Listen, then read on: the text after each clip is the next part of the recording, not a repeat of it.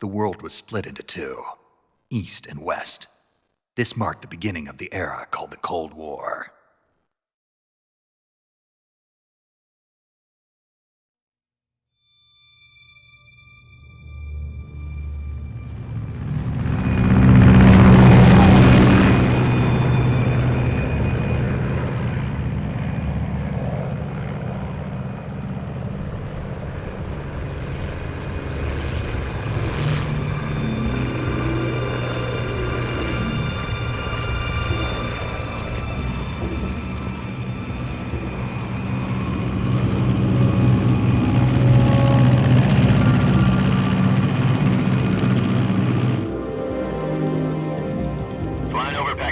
Altitude 30,000 feet.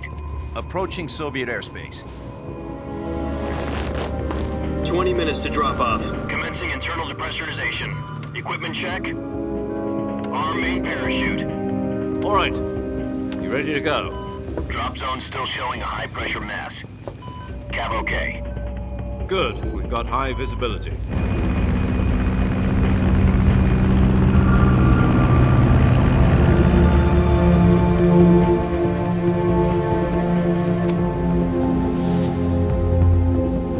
Put out that cigar. Connecting oxygen hose to interior connector.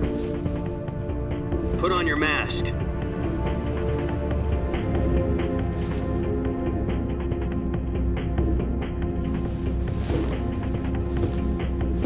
Does this panty waste know what he's doing?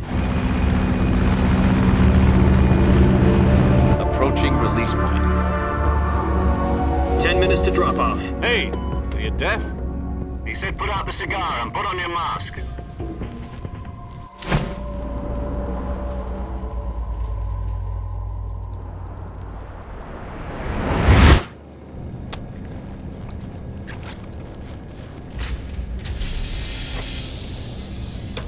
Depressurization complete. Checking oxygen supply. 6 minutes to drop off. Opening rear hatch.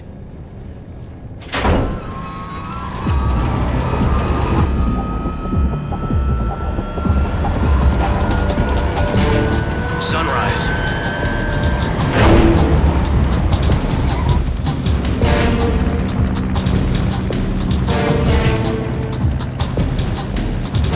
External temperature minus 46 degrees Celsius.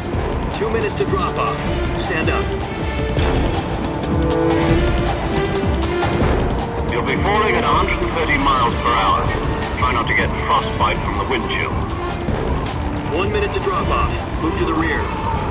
Activate bailout model. This is one for the history books. The world's first halo jump. 10 seconds to drop off. Stand by. Status okay. All green. Prepare for drop off. Countdown. 5, 4, 3, 2, 1. Spread your wings And fly. God be with you.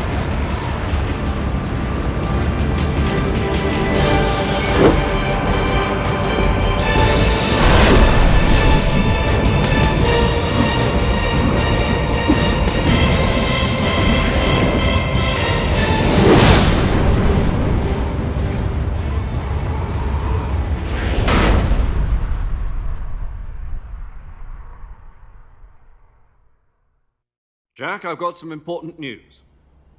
The head of the CIA has finally given us the green light for the virtuous mission. Virtual mission? No, the virtuous mission. The future of our Fox unit depends on it. If it succeeds, we'll be officially organized into a unit. Virtuous mission? Sounds like some kind of initiation ritual. You know, don't get cocky. This isn't a training op. Right. So what exactly is this wonderful mission? Well, about 2 years ago, a certain Soviet scientist requested asylum in the West through one of our moles. His name is Nikolai Stepanovich Sokolov. He's head of the OKB-754 Design Bureau, one of the Soviets' top-secret weapon research facilities, and the East's foremost expert on weapons development. Sokolov? Isn't he that famous rocket scientist? The very same. On April the 12th, 1961, the Soviets achieved the first manned spaceflight in history. The Earth was blue, but there was no God. Well spoken. The rocket that carried Yuri Gagarin into orbit was the A-1, known as the Vostok rocket. Sokolov is said to be the man most responsible for the multi-engine cluster used in that rocket. After Gagarin's flight, Sokolov left rocket development to become the head of the newly established Design Bureau. From a lowly technician to head of a design bureau, that's quite a success story, so why do you want to defect? It seems he'd become afraid of his own creations. Afraid? Call it a crisis of conscience. And for that, he left his country and his family behind and went over the fence? Not exactly. One of his conditions was that his family was also to be taken safely to the west. We used a mole to get the family out first and succeeded in sneaking Sokolov over the Berlin Wall shortly afterwards. I was the one who conducted the operation. The security on the eastern side was still full of holes back then. Then what? We got Sokolov over in one piece, but the whole ordeal had left him exhausted, and we checked him into a hospital in West Berlin. It took him 2 weeks and more than 600 miles to get from the research facility in the Soviet Union to Berlin. He was in no condition to say anything coherent. And it was only a week later that we had something much bigger on our hands. The Cuban Missile Crisis. October the 16th, 1962, President Kennedy received word that the Soviets were in the process of deploying intermediate-range ballistic missiles in Cuba. The President demanded that the Soviets dismantle and remove the missiles. At the same time, he announced a naval blockade to prevent further missile shipments from reaching Cuba. But the Soviets didn't back down, instead placing their armed forces on secondary alert. Soviet transport ships carrying missiles continued on course towards Cuba. US and Soviet forces went on alert for an all-out nuclear war. Frantic negotiations were conducted through the UN's Emergency Security Council and unofficial channels to end the hair-trigger standoff. Finally, on October the 28th, the Soviet Union agreed to remove its missiles from Cuba, and so the world avoided a nuclear holocaust. But in order to get the Soviets to pull their missiles out, we had to make a deal. You mean the one where the US agreed to remove its IRBMs from Turkey? No. The Jupiter IRBMs deployed in Turkey were obsolete, and we were going to get rid of them anyway. They had no strategic value whatsoever to either the US or the Russians. The Turkey deal was a ruse, a cover story that was fed to the other intelligence agencies around the world. So what did the Russians really want? Sokolov. They wanted us to return Sokolov. You mean the Soviets pulled out of Cuba just to get their hands on Sokolov? That's right. What the hell was he working on? At the time, we had no idea. We were running out of time. It was either give up Sokolov or risk full-scale nuclear war. In the end, we had no choice. President Kennedy gave in to Khrushchev's demand. The next day, I got Sokolov out of the hospital, handing him over to agents on the eastern side. Sokolov kept on screaming, "Save me," until he disappeared from my sight. Then a month ago, we received some new information from one of our moles. About Sokolov? Yes.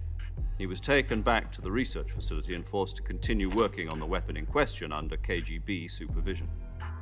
What's more, it's on the verge of completion. So what kind of weapon is it? Something to do with space rockets?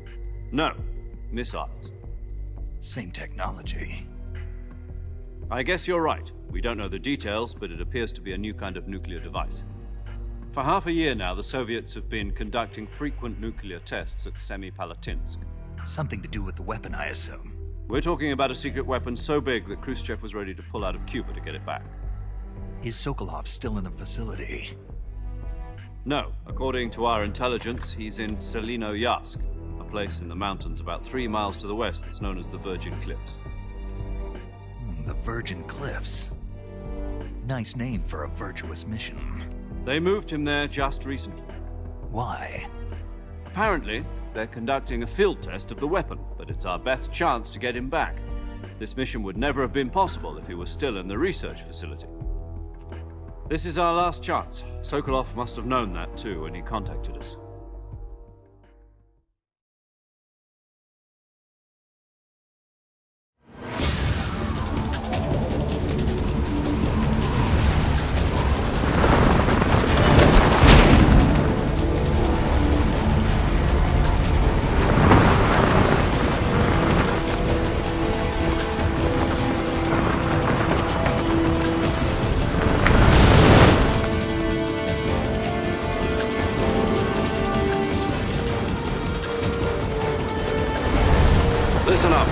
Your mission is to infiltrate Tselinoyarsk in the Soviet mountains, ensure the safety of Sokolov, and bring him back to the West.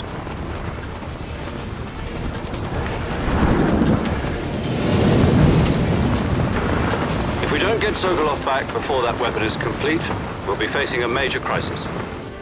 The clock is ticking.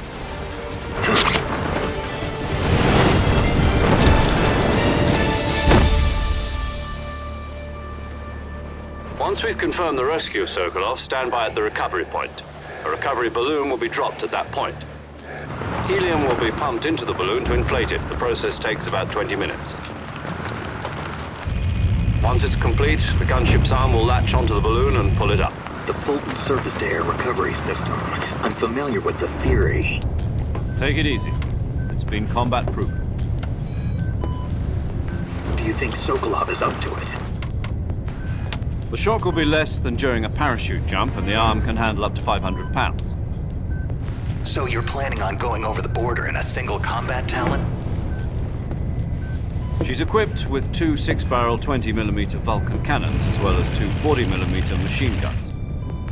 Sounds like she could hold her own against a battalion of tanks.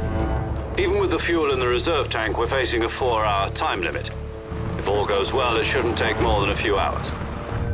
Home in time for dinner. But if anything goes wrong, You'll be eating dinner, breakfast, and all the rest of your meals in the jungle.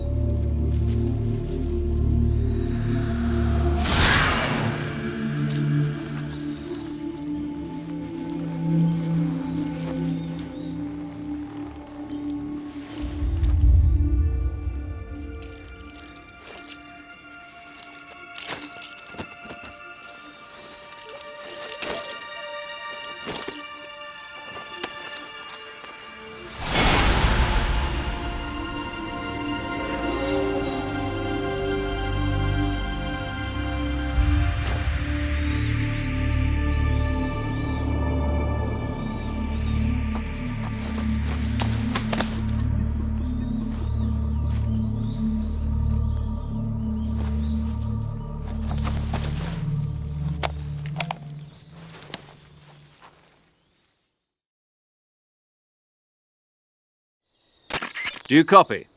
You're already in enemy territory, and somebody might be listening in. From here on out, we'll be using code names to refer to each other. Your code name for this mission will be Naked Snake. I'll be referring to you as Snake from now on. You're not to mention your real name. Snake? What, you don't like snakes? What do you mean? You've eaten one before, haven't you? In survival training. I'm glad to hear that. I don't know if I'd ever order one in a restaurant, but... Be careful, you might not have a choice. What about you, Major? What should I call you? Let's see. I'll be Tom. Call me Major Tom. This will be a sneaking mission. You must not be seen by the enemy. You must leave no trace of your presence. Is that clear?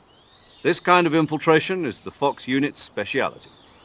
In other words, weapons and equipment are procured on site. That goes for food as well. You're completely naked, just as your name implies. Great. Now I see why you asked me if I like snakes. I suppose calling me Snake was your idea of a joke, too. No. There's a good reason for that. I'll tell you later when the time is right. Gotcha. Getting back to the subject, how exactly am I supposed to feed myself? You've been issued a knife and a tranquilizer gun. Use them to hunt for food. You'll also find some medical supplies in your backpack. Yeah, about the backpack. I lost it in a tree on the way down. I see. Well, you'd better go back and get it then. You know where it is? No problem. I can see it from here. It's stuck on a branch. To climb a tree, stand in front of a tree that's covered in ivy and press the action button. I'll be monitoring your progress over the radio. We can't risk violating Soviet airspace, but I'll be in the gunship. My frequency is 140.85. I'll give you a call if I need to talk to you. If you need to talk to me, use the send function. Okay, Snake, go get your backpack.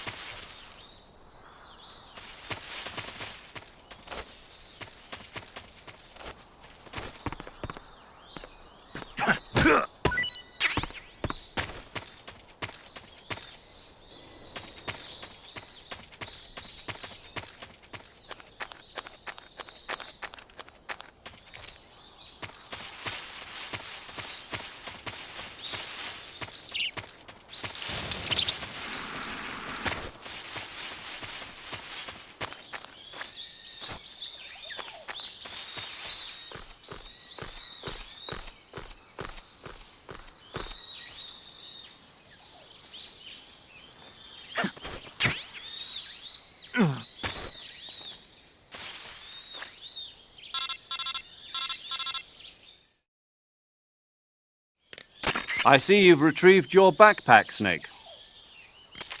To equip a weapon, it's necessary to take it out of your backpack. In the survival viewer, choose Weapon from the backpack. Your available weapons will be displayed in a window in the upper left. From that list, choose the weapon you want to equip and press the Enter button. For other equipped items, just do the same thing from Item. Got it. Use the survival viewer backpack. Yep, that's right. Survival is fundamental to this mission. After you've been out in the field for a while, your stamina will start to drop.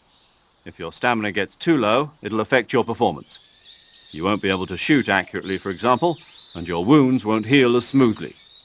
Keep an eye on your stamina so you don't run out. To recover lost stamina, you can hunt for local flora and fauna.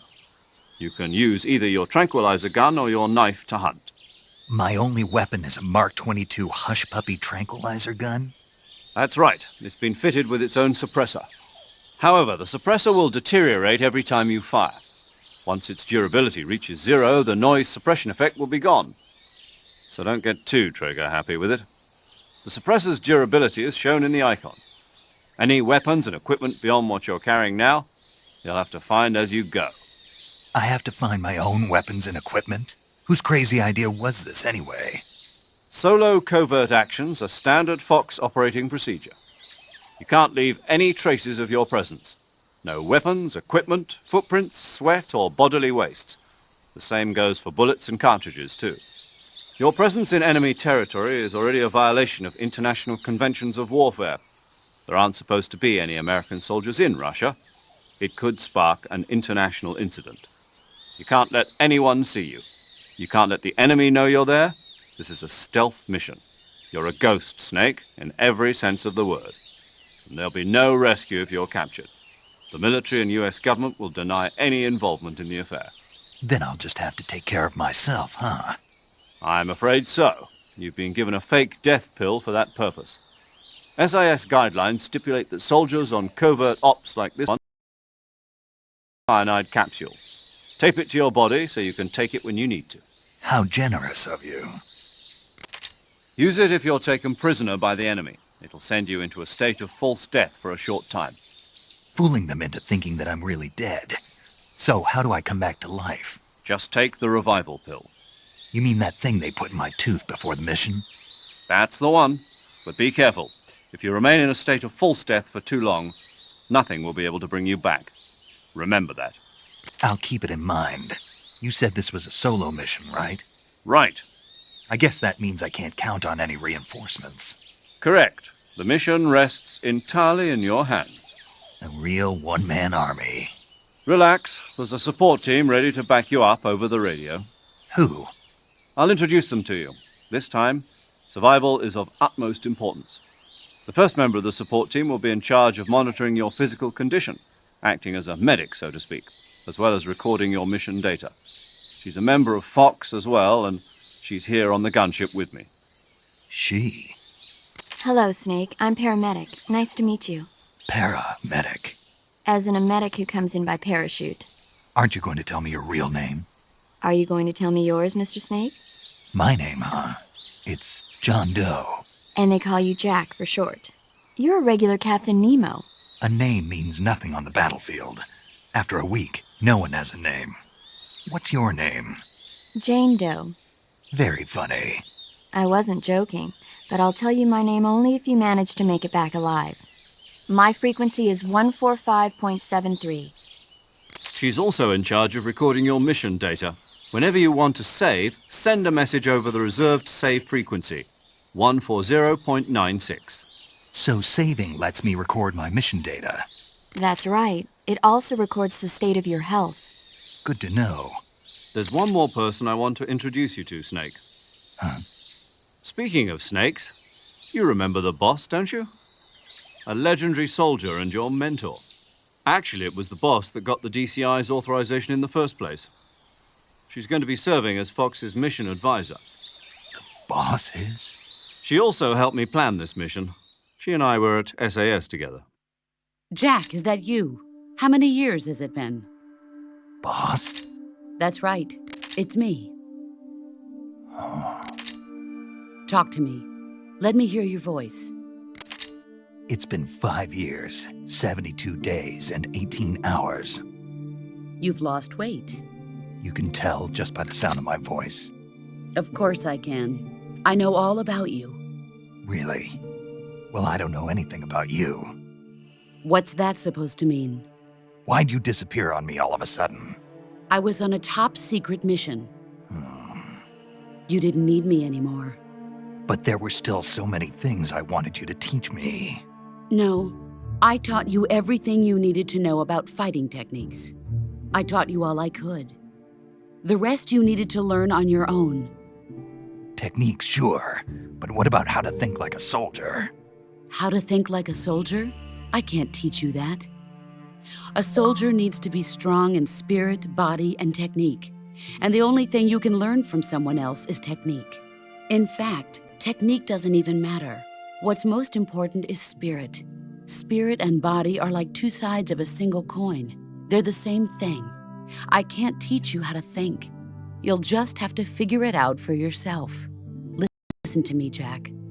Just because soldiers are on the same side right now doesn't mean they always will be.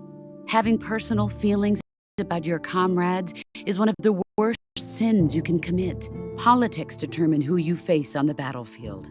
And politics are a living thing. They change along with the times. Yesterday's good might be tomorrow's evil. Is that why you abandoned me? No, it had nothing to do with you. I already told you, Jack. I was on a top-secret mission. A soldier has to follow whatever orders he's given. It's not his place to question why. But you're looking for a reason to fight. You're a natural-born fighter, but you're not quite a soldier. A soldier is a political tool, nothing more. That's doubly true if he's a career soldier. Right and wrong have no place in his mission. He has no enemies and no friends. Only the mission. That's what being a soldier is. I do whatever I have to get the job done. I don't think about politics. That's not the same thing. Sooner or later, your conscience is going to bother you. In the end, you have to choose whether you're going to live as a soldier or just another man with a gun. There's a saying in the Orient, loyalty to the end. Do you know what it means? Being patriotic. It means devoting yourself to your country. I follow the president and the top brass. I'm ready to die for them if necessary. The president and the top brass won't be there forever. Once their terms are up, others will take their place. I follow the will of the leader, no matter who's in charge. People aren't the ones who dictate the missions. Then who does? The times. People's values change over time, and so do the leaders of a country. So there's no such thing as an enemy in absolute terms. The enemies we fight are only enemies in relative terms, constantly changing with the times. As long as we have loyalty to the end, there's no point in believing in anything, even in those we love. And that's the way a soldier's supposed to think? The only thing we can believe in with absolute certainty is the mission, Jack. All right, but do me a favor. What is it? Call me Snake. Snake. Oh, right. Your code name is Snake. It suits you well. That's right. The legendary unit that the boss put together during World War II was a snake. The Cobra unit, a group of heroes that brought the war to an end and saved the world. As long as you've got a legendary hero backing you up, you'll be fine. Isn't that right, Snake? Yeah, I can't think of anyone else I'd rather have with me. Oh, and one more thing, boss. Yes? It's good to hear your voice again. Same here. After all, who knows if either of us will make it out alive? Snake, you are always best at urban warfare and infiltrating buildings. But this is the jungle. Survival is going to be key. Those CQC techniques I taught you are sure to come in handy. CQC? Close quarters combat, huh? I've been in the Green Berets for the past few years. I'm probably pretty rusty. Not to worry. I'll be here to help you remember. After all, this is your first actual survival mission. I'll be supporting you over the radio. Where are you, boss? Next to the Major? The boss is communicating with us by radio from aboard a Permit-class submarine in the Arctic Ocean. My frequency is 141.80. Call me if you need my advice on battle techniques. Gotcha. Your mission is to retrieve Dr. Sokolov. Dr. Sokolov is being held in an abandoned factory located to the north of your current position. Avoid heavy combat and don't let anyone see you. Don't forget that this is a stealth mission.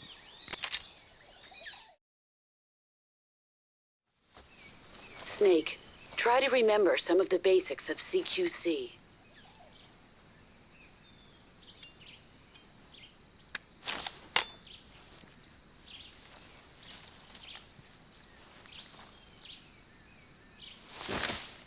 Commencing virtuous mission now.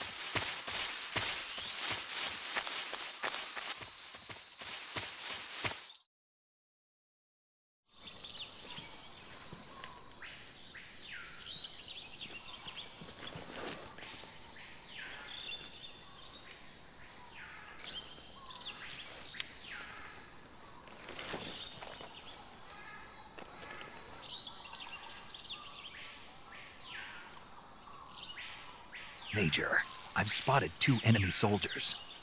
They're probably KGB troops sent to guard Sokolov.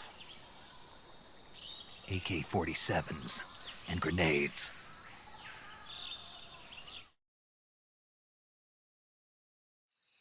Snake, your presence in Soviet territory is already a violation of international law.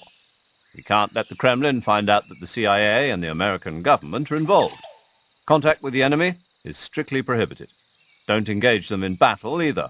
This is a stealth mission. Got that? The Major is right. The point of this mission is to sneak through the jungle without being seen. The success of the mission depends on how well you use your camouflage. Change your camouflage by selecting Camouflage from the Survival Viewer. The Uniform option lets you pick your uniform.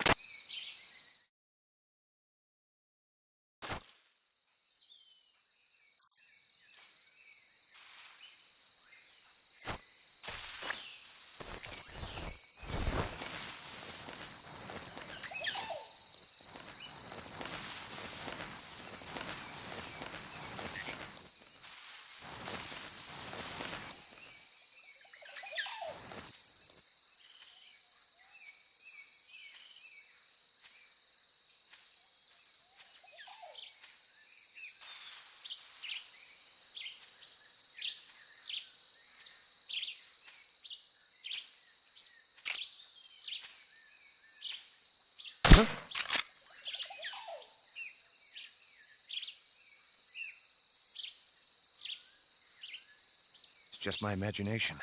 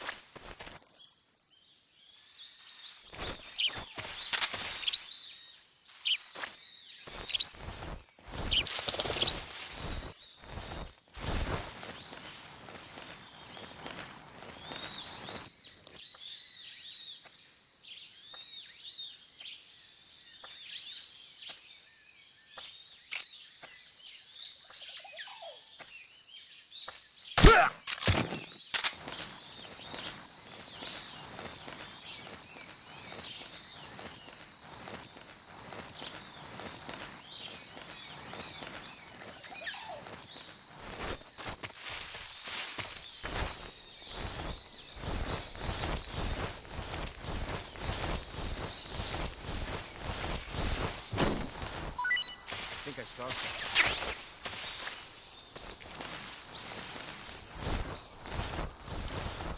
Huh. Guess I'm seeing things.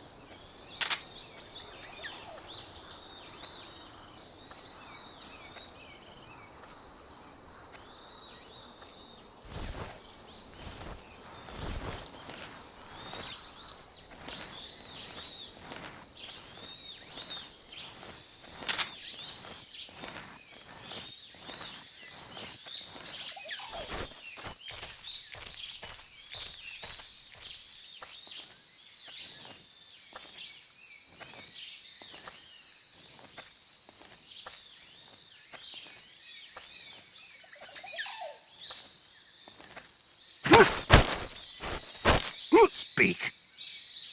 If you climb trees, there's fruit. Freeze. Please don't!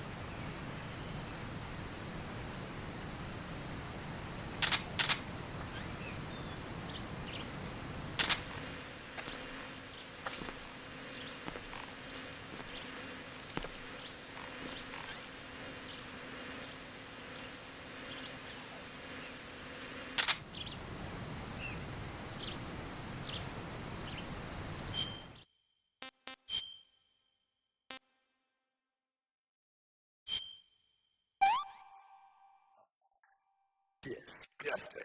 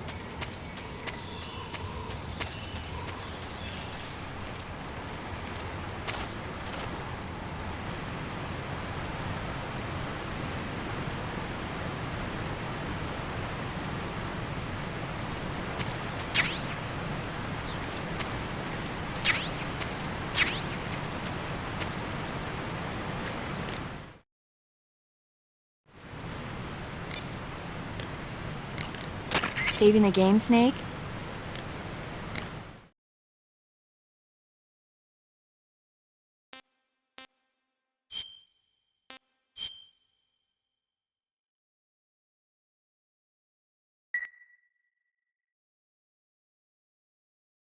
Hey, Snake, you ever heard of Godzilla King of Monsters? No, what is it? It's a movie. You haven't seen it? Nope. It's about this monster called Godzilla, who grows to an enormous size in a nuclear test and goes on a rampage in Tokyo. Nuclear test, huh? Then the Marshall Islands must be crawling with giant monsters right about now. It's just make-believe. Maybe that's why my pants have been so tight lately. Snake, it's a movie, not a report out of Los Alamos. I know. So then what happened? Godzilla is immune to all weapons, and humanity has no way to stop the monster. Dr. Shirazawa develops a new type of weapon, but meanwhile, Godzilla is getting closer and closer to Tokyo, obliterating everything in its path. It was originally a Japanese movie, but they made an American version, too. I recommend seeing the original Japanese one if you ever get the chance. It's mostly mindless fun, but it's also got a serious anti-nuke message as well. Where can I see the original? You'll just have to go to Japan. Really? That's too bad. Well, if you wait 40 years, you might be able to see it in America, too. Why's that? 2004 will be Godzilla's 50th birthday. You think they're still going to be making Godzilla movies then? Of course! Everybody loves Godzilla. You sure know a lot about movies. I don't suppose you're the movie-watching type, are you? Not really. Okay, then I'll tell you everything I know. When the going gets tough, movies can save your life. It's always good to be able to look at things from a different perspective when you get in a jam. That's the magic of movies. No kidding. Well, I guess it might at least make a nice distraction. That's the spirit, Snake. Have a little fun.